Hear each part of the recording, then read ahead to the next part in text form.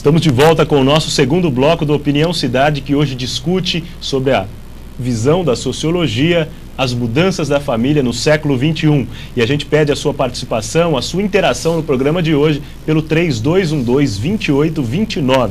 Eu quero aqui mostrar, como a gente sempre faz, as principais notícias, as manchetes dos principais jornais de São José do Rio Preto e que também representam aí muito bem a região, como o Diário da Região, que diz o seguinte: enquanto Rio Preto esconde, em São Paulo o salário de servidores está na internet. O programa da Prefeitura de São Paulo coloca na internet todos os dados relativos a salários de servidores e pagamentos de obras e serviços. Em Rio Preto, o prefeito Valdomiro Lopes, que não quis comentar com o jornal o assunto, a medida adotada, o assunto em questão, recusou-se a revelar à Câmara Municipal, por exemplo, quais são os funcionários que recebem acima do teto salarial de R$ 9.000 por mês.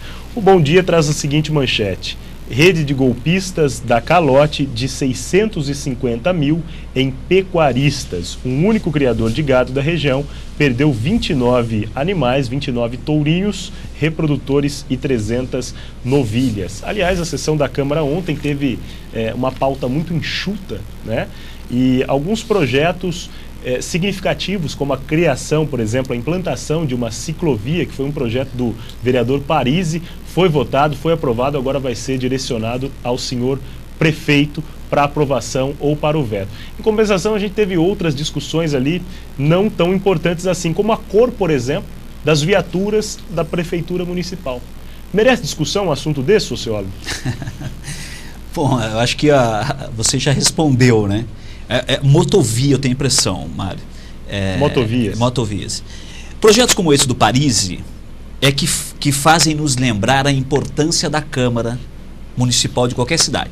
Como, por exemplo, o projeto do vereador Manuel Conceição, que dá preferência para pessoas que sofrem de obesidade mórbida a terem atendimentos preferenciais nos caixas, nos guichês da cidade. Aliás, acho que é a primeira vez até que o vereador Manuel Conceição aparece, né? O vereador Manuel da Conceição aparece, porque durante 6 meses de mandato a gente ouviu falar pouco dele, a não ser quando ele perdeu o prazo da entrega do relatório do caso fantasma em relação ao vereador Oscarzinho. Pois é, situações como esse tipo de comentário, né? Mas a gente tem que falar. Tem que fazer. Na verdade, a Câmara de Rio Preto, ela vem vivendo sob o signo da irrelevância há muito tempo, há muitos anos. Projetos como esse do Parisi, do Manuel Conceição, que você colocou agora, sobre as pessoas obesas, esse tipo de projeto nos lembra da importância que a Câmara pode vir a ter, mas ainda não tem. Né? A Câmara hoje, a Câmara de Rio Preto, bem como várias câmaras municipais, elas vivem sob o signo da irrelevância. Os vereadores, eles vivem uma vida muito particular, um mundo muito próprio, né? Em que eles legislam a partir de interesses ou próprios ou de grupos específicos da sociedade. Ou vivem de dar nome às ruas, a fazer homenagens a pessoas. Enquanto isso, a realidade da cidade vai se transmutando, mudando permanentemente. E mudando o sabor das coisas que estão acontecendo. O papel da Câmara de Vereadores deveria ser o de ajustar a vida social a partir daquilo que é papel da Câmara. Organizar a sociedade, como esse projeto do Parisi. É evidente que é um projeto importante, a criação de motovias, espaços exclusivos para as motos. Não precisa ser muito inteligente para ver que o número de motos em São José do Rio Preto aumentou muito. E elas andam desgovernadamente por meio entre os carros, pelas calçadas, etc. Então é um projeto importante. O trânsito na cidade, né, sociólogo? São emplacados mensalmente 700 veículos em Rio Preto. É um número. Quem anda pela cidade de carro percebe que o trânsito de Rio Preto é um trânsito completamente complicado, perigoso. As pessoas não se respeitam e falta conscientização, por mais que o poder público se esforce em relação a esse assunto do trânsito, principalmente para quem anda de moto. Né? O projeto do Parisi nos lembra uma outra coisa. É um bom projeto, é um importante projeto que precisa ser realizado. Agora, ele também nos lembra que inexiste uma política de transporte público coletivo em São José do Rio Preto. São José do Rio Preto não vai conseguir manter-se baseada no transporte individual, nem de carro, nem de moto. Esse projeto da motovia é importante, mas ele é um paliativo. enquanto a Câmara de Vereadores e o Executivo de Rio Preto não pensarem um projeto de transporte público coletivo, a cidade vai virar um caos no seu trânsito, caos que já existe em Ribeirão Preto, em Campinas, em São Paulo, Porto Alegre, Recife, São José dos Campos, etc. Rio Preto vai viver isso. Nós já vivemos isso a conta-gotas. Em determinados horários, determinados lugares da cidade, a gente já experimenta um pouquinho do que pode vir a ser isso. Agora, é lamentável que a Câmara de Vereadores não esteja preocupada com esse tipo de coisa. Bom, e para fechar o assunto a respeito da Câmara, a respeito de política local, hoje a Comissão de Ética entrega o relatório a respeito do caso fantasma, do suposto fantasma, agora já provado fantasma. Eu já nem sei mais o que dizer aqui, porque essa história já está se estendendo há tantos dias, semanas e meses, que a gente fica até um pouco perdido em relação a essa novela toda.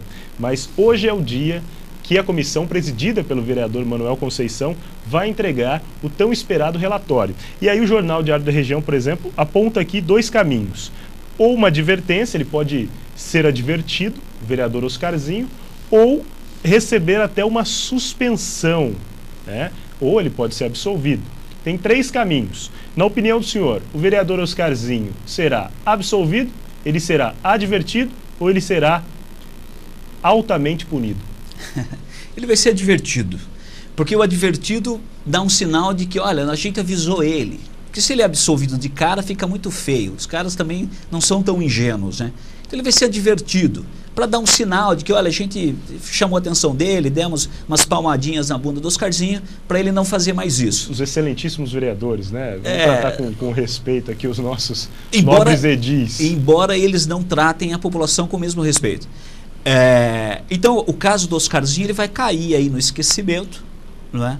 Nada vai sair daí, até porque o próprio Conselho de Ética está agora num redemoinho, mordendo o próprio rabo, porque não há uma definição a respeito dos critérios que regem o Conselho de Ética. Então, metade do Conselho fala uma outra. Uma comissão de inquérito, no caso. Né? Então, mas a metade fala uma coisa, a outra metade fala outra, ele também não chega a acordo nenhum, a consenso algum. Então, quer dizer, nessa Câmara vai vivendo de escândalos que não dão em coisa alguma, e vai nos mostrando e dizendo para a sociedade: precisamos de nomes novos, pessoas novas, novos discursos, outras posturas. Ontem eu entrevistei um vereador aqui, muito, pelo menos aparentemente interessante, que é o Rafael Nixon, né? E a gente até fiz alguns elogios, até recebi algumas críticas, não deveria ter elogiado tanto, mas é para mostrar que o programa, que nós aqui destacamos aquilo que é positivo. E aquilo que não é positivo, a gente fala mesmo, e não tem medo e não pode deixar de falar, porque senão para que vai servir esse espaço? Vai servir para nada? Então nós temos que falar. Agora, para finalizar mais uma vez esse assunto, sociólogo, essa história do vereador Oscarzinho em relação ao fantasma e a essa desmoralização toda, né, que envolve esse fato, que envolve esse episódio, o que é que isso tem a ver com a sociedade? Isso é espelho ou espelha alguma coisa que a gente tem vivido hoje na cidade, na sua opinião? Espelha, claro que espelha. Não dá para dizer que a Câmara de Vereadores é uma coisa à parte da sociedade. As pessoas que estão ali vivem na sociedade. Tem a ver com essa discussão anterior sobre a autoridade. Como a autoridade, ela se esboroou, né? Ela se enfraqueceu e acabou, o vereador Oscarzinho, ele não está preocupado nem com a imagem dele e nem com a imagem da Câmara, porque ele e a Câmara não têm mais autoridade alguma. Ninguém respeita essa autoridade. Da mesma maneira que o pai, que o padre também não estão preocupados com a imagem que as pessoas possam ter deles, porque eles também não têm mais autoridade alguma. Então eles não têm a que zelar. Então, nesse caso, a Câmara espelha a sociedade, porque a sociedade vive os mesmos problemas.